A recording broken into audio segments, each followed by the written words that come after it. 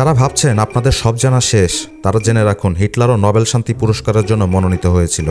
আশা করি পরের বছর যদি ভারতীয়দের ভগবান শান্তিতে নোবেল না পায়, অভিশাপ দিলাম, রুমিন আপাকে সবাই স্বপ্নে দেখবেন। তবে কে নোবেল পাইল বা না পাইল তা নিয়ে আসলে আমার বিশেষ কোনো মাথা ব্যথা নাই। কিন্তু মিঠুনদা কেন হরলিক্স প্রেজেন্টস সেরা দালালের জন্য নির্বাচিত হবে না তা জানতে চেয়ে 4 পৃষ্ঠার স্মারকলিপি দিয়েছে ঘুম থেকে উঠতে না চাওয়া টপ লিডার খায়রুল দেওয়ান। এবং জনদুর্ভোগ পার্টির বিপক্ষ থেকে এর তীব্র নিন্দা জানিয়েছেন আসিফ নজরুল স্যার।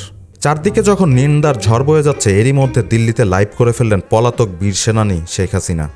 এই লাইভ দেখে সেফুদা আবারও তার লেখা ভুলের মাসুল বইটি পড়ার জন্য সাজেস্ট করলেন এই বীর সেনানীকে।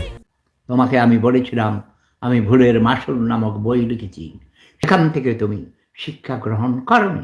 তিনি জানিয়েছেন বইটি পড়া থাকলে হয়তো তিনি লাইভটি দিল্লি থেকে না করে চেন্নাই থেকে করতে পারতেন। দেশ বিদেশের এই টালমাটাল অবস্থায় ভবিষ্যৎ রাষ্ট্রপতি তার প্রধানমন্ত্রীকে শেষ পর্যন্ত জানিয়েই দিলেন আগামীকাল কি পরিবর্তন হয়ে যাবে তা জানি না, তবে চাটাচাটি চোদনে তারেক রহমানের জুতার তলার রং এরই মধ্যে পরিবর্তন হয়ে গিয়েছে।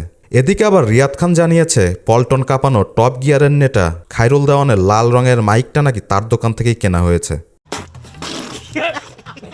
দেশের যখন এই সংকটময় পরিস্থিতি, এই সময়ে কক্সবাজারের রামুতে মা বোনেরা দ্বিতীয় বিশ্বযুদ্ধের সময়কার একটি অবিস্ফোরিত বোমার উপরে গত 15টা বছর ধরে কাপড় চোপড় ধুয়েই চলেছে।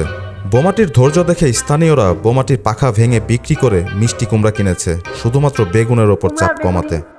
আমার হাতের স্পেশাল অভিজ্ঞতা। জনগণ আবার এই বোমার লিঙ্গ নির্ধারণে ব্যস্ত সময় পার করছে। এই পুরুষ বোমাটির ওপরে মহিলাদের এরকম নির্মম নির্যাতন দেখে মাহফুজুর রহমান জানালেন সারা রাত ধরে তিনি ঘুমাতে পারছেন না। ঘুমাতে পারি না সারা রাত ধরে।